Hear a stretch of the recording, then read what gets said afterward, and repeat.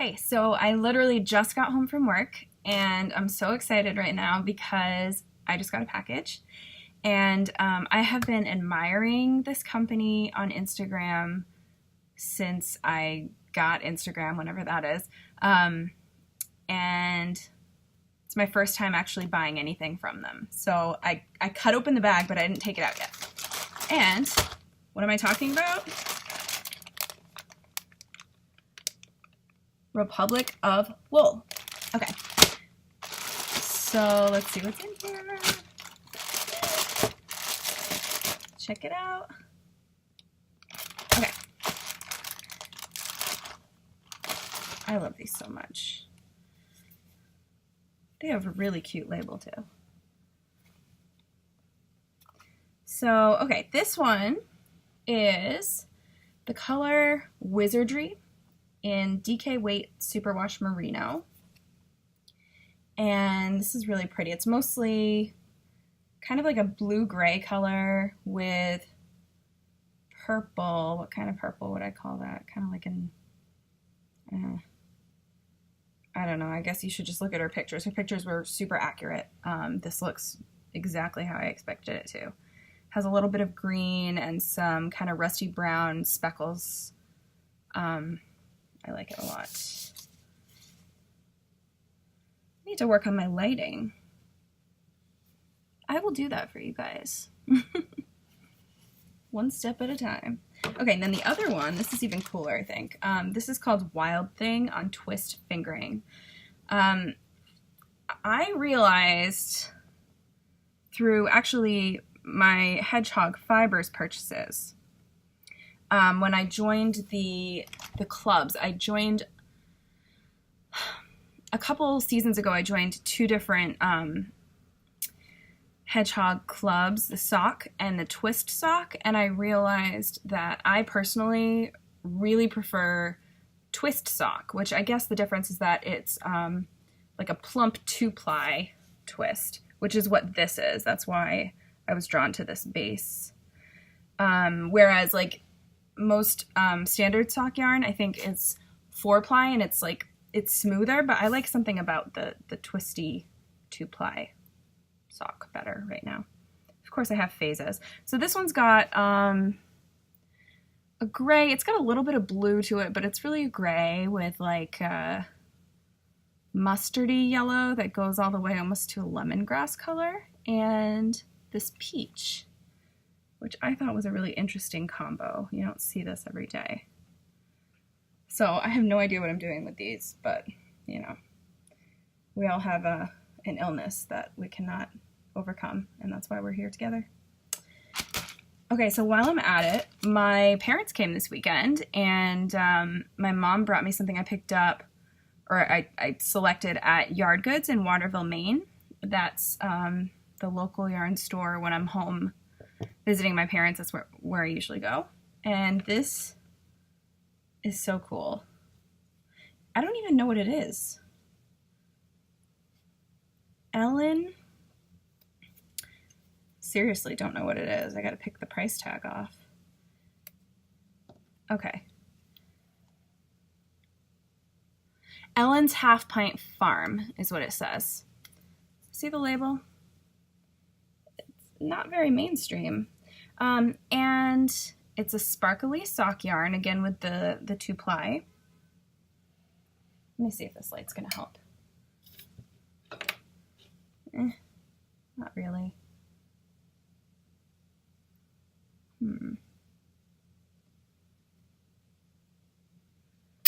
Alright, so it's a sparkly 2-ply sock yarn, and it's got, you know, light pink, hot pink, red, brown, purple, a couple shades of green. It's super cool. And I had actually forgotten that I picked this out, and that I had a reason why I picked this out. And I'm going to show you. Yeah, so when my meetup group went to Boston in May for a field trip, I picked up these two skeins of the Koigu KPM. Yes, KPM. And I know they look kind of funny. It's kind of like a Barney the dinosaur thing. And I didn't know what I was going to do with them, but I was just drawn to these two colors together even. And this weekend, I went with my mom while she was visiting. I took her to a couple fabric stores, and then we went to Pearl Soho since they have fabric and yarn. And I saw, you know, the koi goo there, and I thought of these guys and how I didn't feel like they were complete, just the two of them. And I had forgotten about this one. So let's just leave that out of the equation. So I was looking for a third skein of this, a third color to go with these guys. And I was thinking something to like muddy them down, almost like a gray or something. And it just didn't work. And my mom actually helped me pick this, which is like a nice, I don't know, Merlot color or something. I should tell you what the numbers are, shouldn't I? This is 2239, and then this light purple color is, 1013, and then the green is 1535.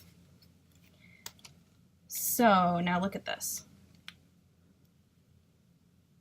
Isn't that, I don't know. At first I thought, that looks good. I like that. But it doesn't look familiar to me. It's not really a combo I see often. And then we realized, well, this is totally like an orchid. Or I'm sure some other kind of flowers. So then I unpack the bag that she brought me from Maine and find this. And oh yeah, I got that because it has the green and the purple that I got in Boston. Oh shoot, but I just went and bought something else.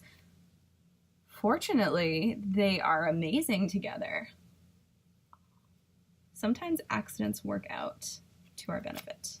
So, I'm super excited because these guys are what I'm going to make my prototype for my first ever mystery knit-along pattern, which is going to be a shawl pattern.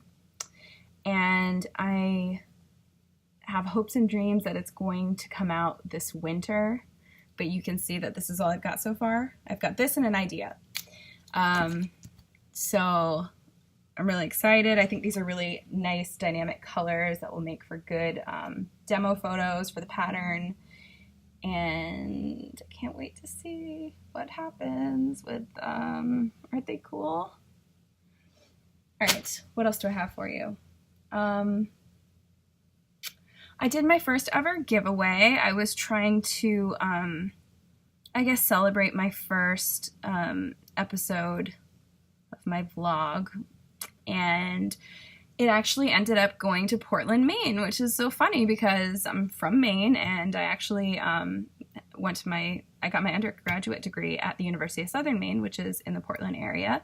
And so I put that in the mail today, and I am going to be doing a couple more giveaways coming up to celebrate different little milestones. It's my own personal little celebration, but hopefully people will appreciate the treats. And so I have some of these mugs that I really like. It's like it's a totally normal shaped mug, but they have, you know, knitter lingo on them. This one's actually called Fiber Lovers Lingo. So my next giveaway, it's going to be this mug. And I was just talking about how much I love the Hedgehog Fibers Twist Sock. I am somehow going to find it in my heart to part with this one.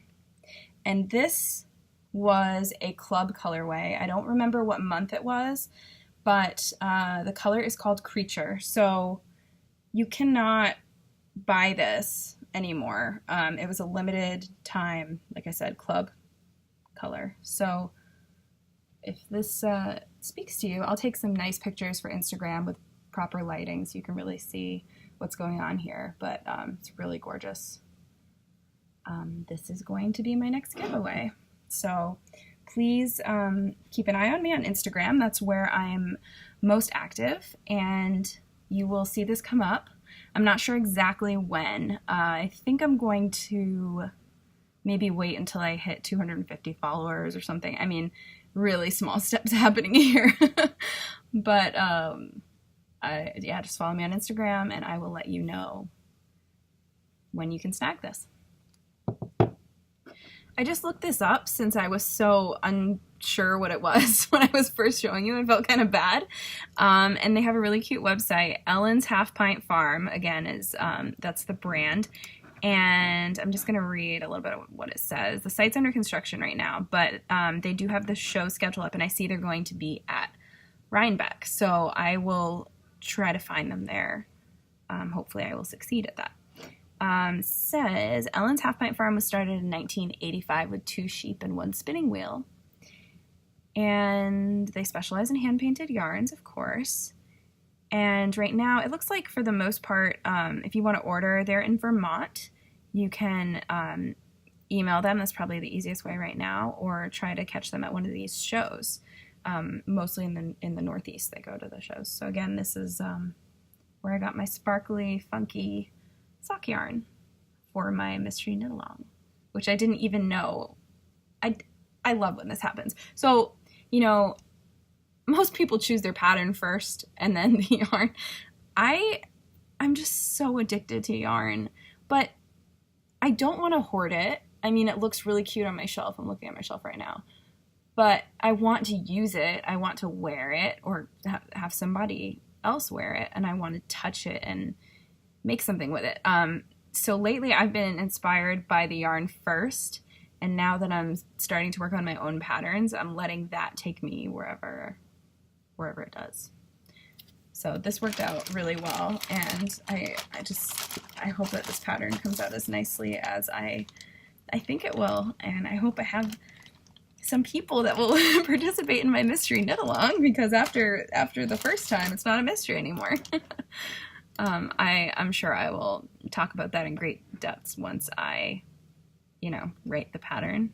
So check them out, Ellen's Half Pint Farm. So now I was so excited to open my package that I had to start with that. But the actual topic of my second episode today is Cook's Crafts, which is a local craft shop in Glendale, Queens. And I used to live walking distance from there, my last apartment. And I have actually become pretty good friends with the owner there, Michelle. And so I kind of asked if I could go interview her and just bother her immensely and take all these pictures of the store. I just think there's something really special about this store.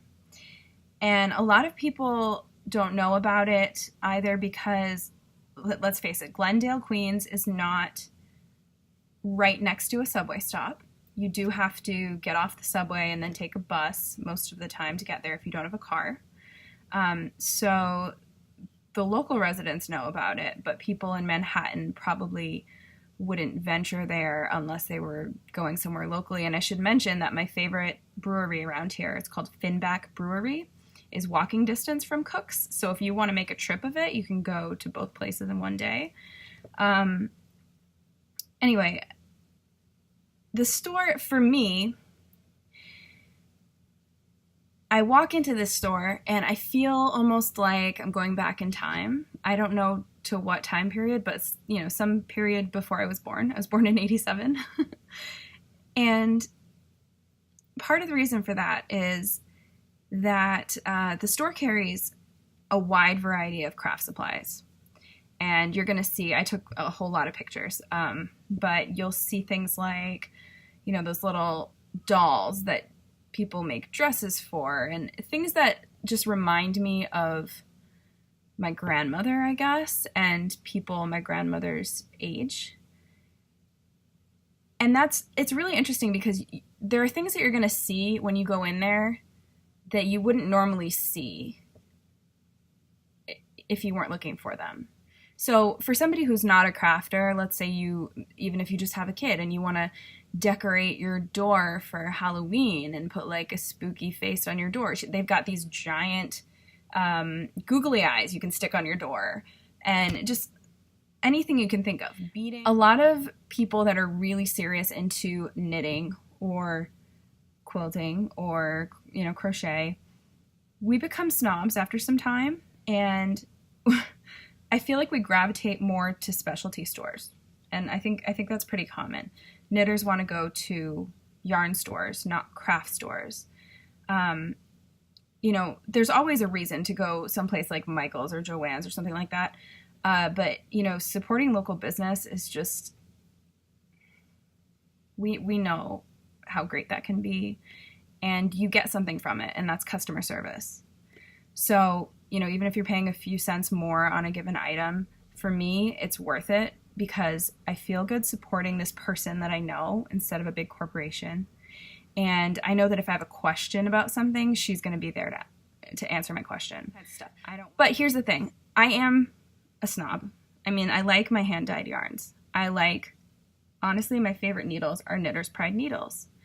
I like the carbons a lot. I like fancy things.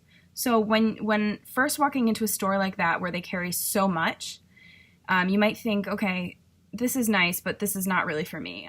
But what I want to point out is that Michelle was able to order me exactly what I wanted, and I could not find it anywhere else in the city when I wanted it. She ordered it for me. I had it in less than a week. And specifically, just to tell you what I was talking about, I was looking for the Knitter's Pride carbons interchangeables, but the set that's, you know what, I don't have it handy because I put them away, but the set that's like size 2 through 5, something like that, it's a smaller set, because the standard set starts with size 4, and I almost always am using like a 2 or 3 or a 4, so I wanted a second set of 4s, and then those smaller sizes as well. Anyway, she sent me the link to her supplier, and I was able to go on there and see, oh yeah, they do carry Knitter's Pride, and she does have some in the store as well, but if you're looking for a specific item, she can order it for you. At the same time, I've been curious about making soap forever, and I'm kind of in a phase of like just trying everything I want to try and getting it out of my system, and there was a really nice little affordable soap making kit that I saw through the catalog, and I wouldn't have come across it otherwise, and she ordered me that as well. This is also where I got these mugs for the giveaway. I keep saying these mugs and then showing you just one of them, but the other one's already in the mail. So another thing I should say is that I kind of feel like I'm almost making a commercial for cooks, and I just want to point out that she did not ask me to do this. Nobody even knows that I'm doing YouTube right now. I asked her because this is something that I care about. I hate to see, you know, small businesses being overlooked for silly reasons because somebody didn't give them a chance. So that's why I wanted to bring attention to this. And let me check the date, but she's actually going to be having a trunk show. It's her first ever trunk show. And sorry, I'm just scrolling down their Facebook page. By the way, you can find Cooks Crafts on Instagram. It's just Cooks Crafts. It's cookscrafts.com, and if you go to facebook.com/cookscrafts, it's pretty easy to find there as well. Anyway, okay, October 12th, she is having her first ever trunk show, and the company, it's hand-dyed yarns and fibers, and it's Oink pigments, Oink like a pig, and they look really cool. And the trunk show starts at 5. I believe it's 5 to 9 p.m. And you can RSVP on Facebook if you just search Oink Pigments Trunk Show, or if you go to Cooks Crafts and scroll down and find that link. And I'm really excited. This is actually the day after I'm going to be getting back from Europe. I'm going to Europe with my mom in October, and so I nearly missed it, but this is the day right after I get back. So I will be there, and hopefully I can at least take some pictures or bring something home to show you.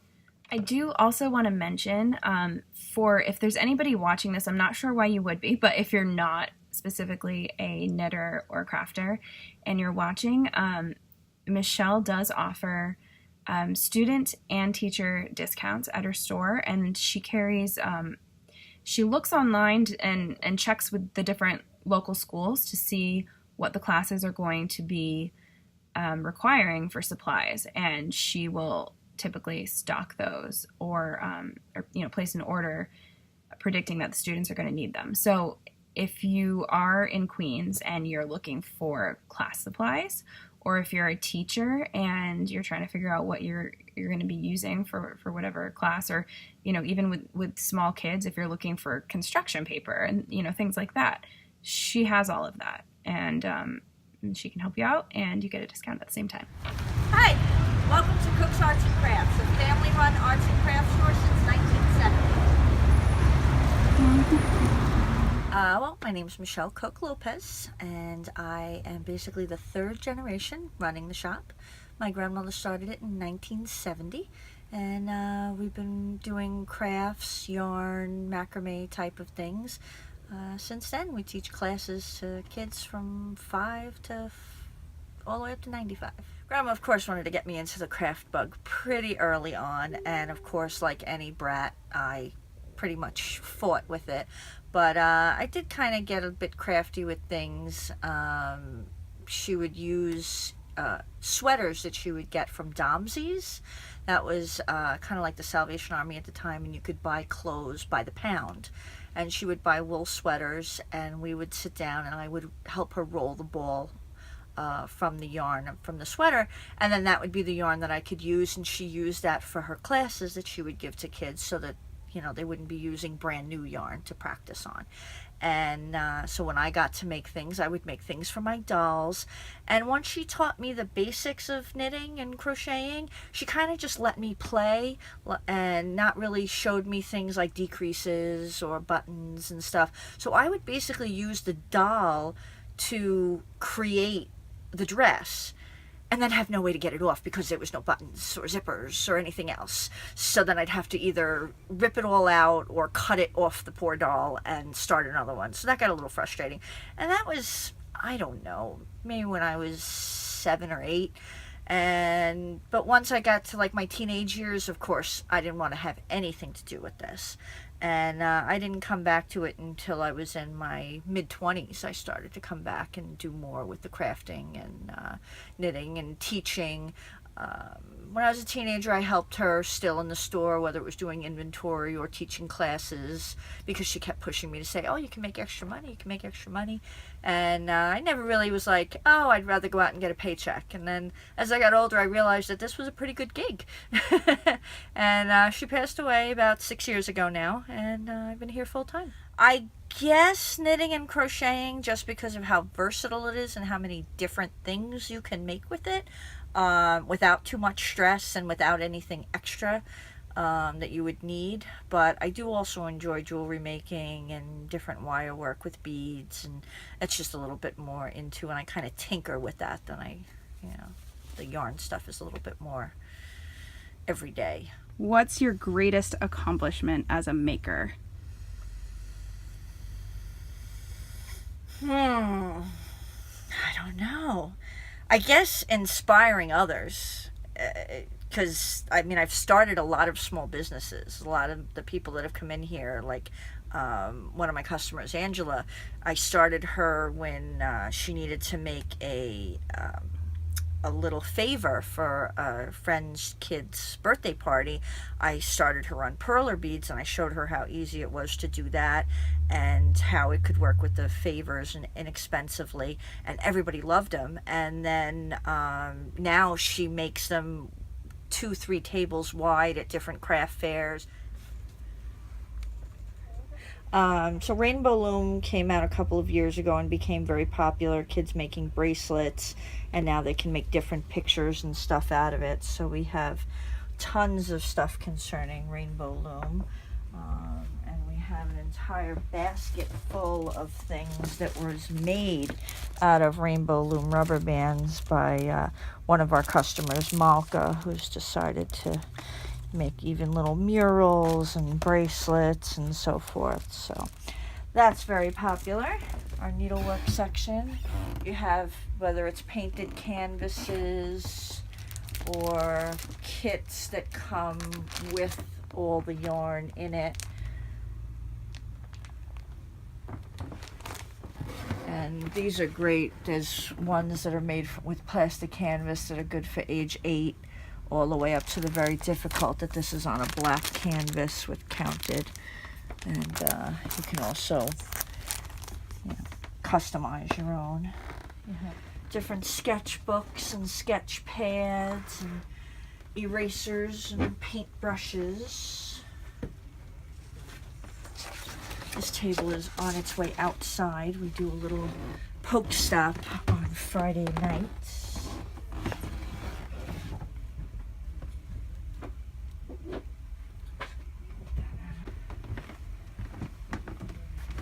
Needles and patches and buttons galore. You can repair anything you need to. You can change your buttons into fancy little butterflies, or design a pocketbook with little buttons on it with different characters, from the very plain little pearls to something fancy schmancy, even skulls.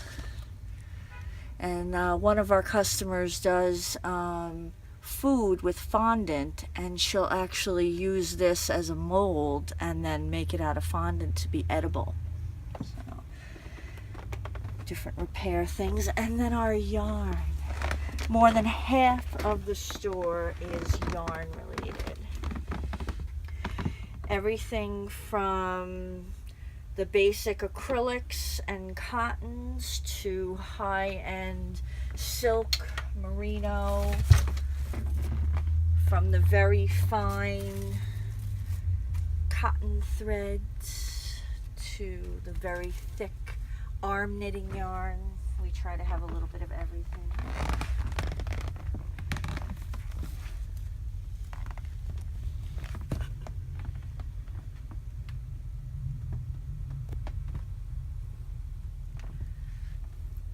And we teach classes to support it, so if you know, not everybody understands instruction booklets and stuff, so if they want to learn how to do something, that's available as well.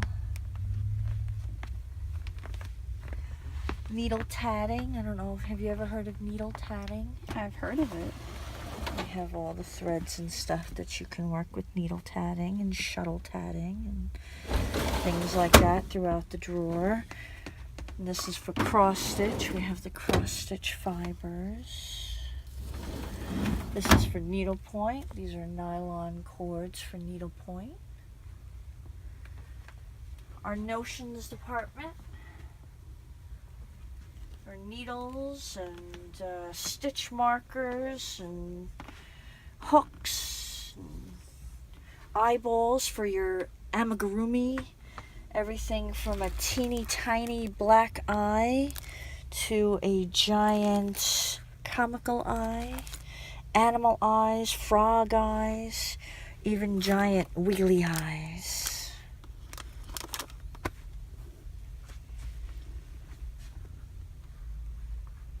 This was made as a gift by one of our customers, Teresa.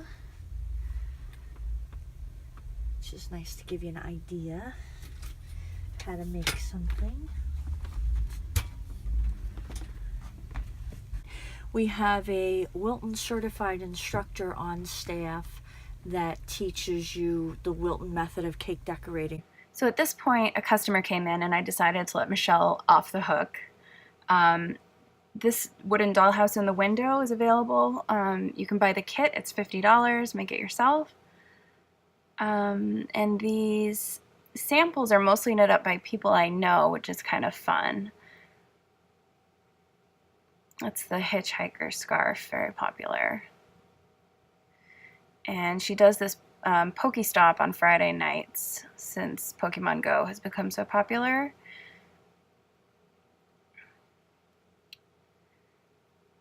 I've probably only shown maybe half of what's in the store. Because there's just so much fit into this small space. You can see cards here, needle felting kits.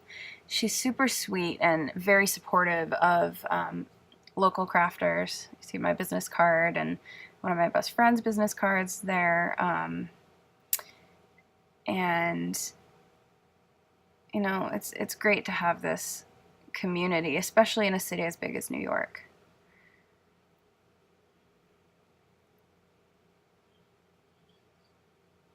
And my favorite part, yarn. I really like a lot of the Ella Ray yarns. That's my mug.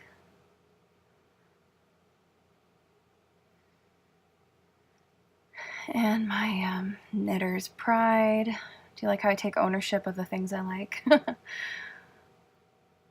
That is it for episode 2. You can find Cook's Crafts at 8009 Myrtle Avenue in Glendale, New York. And if you like anything I had to say, or you want to hear any future talking about knitting and crafts, and especially if you have any ideas for future episodes, please contact me and subscribe to my channel. And you can find me on Instagram, Facebook, or my website. All 3 of those are Stephanie Jeanne Knits. Happy knitting!